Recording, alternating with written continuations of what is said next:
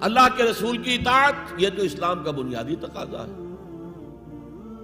اطیعوا اللہ واطیعوا الرسول فإن تولوا فإن اللہ لا يحب الکافرین. اطاعت کرو اللہ کی، اطاعت کرو رسول کی. پھر اگر یہ منہ موڑ لے تو اللہ کو ایسے کافر بالکل پسند نہیں، تو کفر کا فتویٰ ہو رہا ہے. لیکن اللہ کے رسول کی اطاعت کے ساتھ محبت کو جمع کیجئے.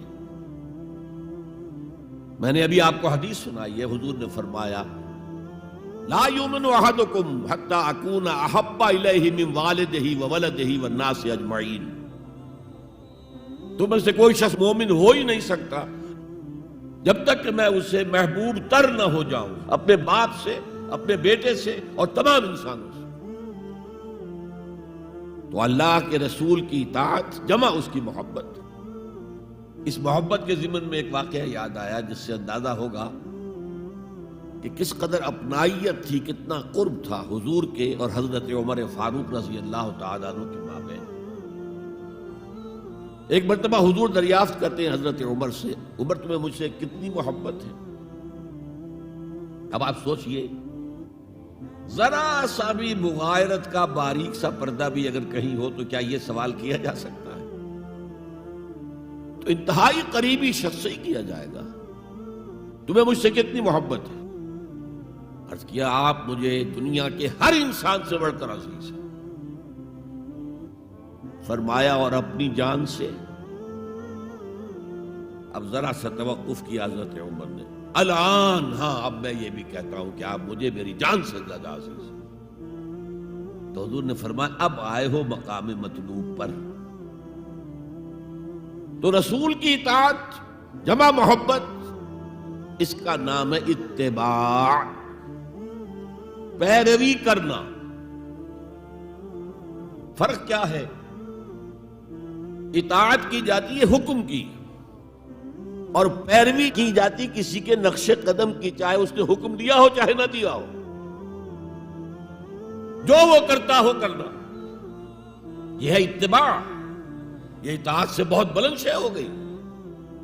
مثال کے طور پر یہ چھوٹی چھوٹی مثالیں، اصل اتباع کیا ہے وہ میں بعد میں عرض کروں گا. کوئی ایک صحابی بدو باہر سے آئے، ایک ہی دفعہ حضور کو دیکھا. حضور اس وقت اس حالت میں تھے کہ آپ کے بٹن جو ہے کھلے ہوئے تھے گریبان کے. انہوں نے پھر ساری عمر اپنے گریبان کے بٹن نہیں لگائے. میں نے اللہ کے رسول کو اس حال میں دیکھا ہے، میں تو ان کی پیروی کروں گا. حضور نے کوئی حکم تو نہیں دیا تھا. تو یہ جو محبت، شدید محبت کے تحت جو بات آئے گی اس کا نام اتباع ہے. اور اس اتباع کا مقام کیا ہے وہ آیت میں سنا چکا ہوں آپ کو.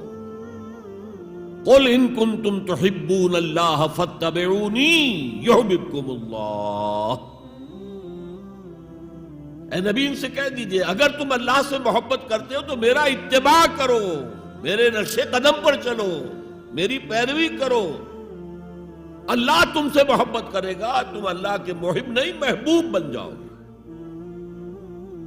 اور اگر کہیں کوئی لغزش ہو گئی، کوئی خطا ہو گئی، کہیں جذبات کے رو میں بہہ کر کوئی گناہ کر بیٹھے تو اللہ معاف فرما دے گا. اللہ بڑا غفور ہے، اللہ بڑا رحیم ہے. مطلب یہ کہ راستہ تم نے یہ طے کر لیا ہو کہ چلنا مجھے محمد کے پیچھے ہے صلی اللہ علیہ وسلم. اب چلتے چلتے کبھی پاؤں پھسل گیا، کہیں گر گئے، کوئی بات نہیں، اٹھو فوراً، توبہ کرو اور آگے بڑھو.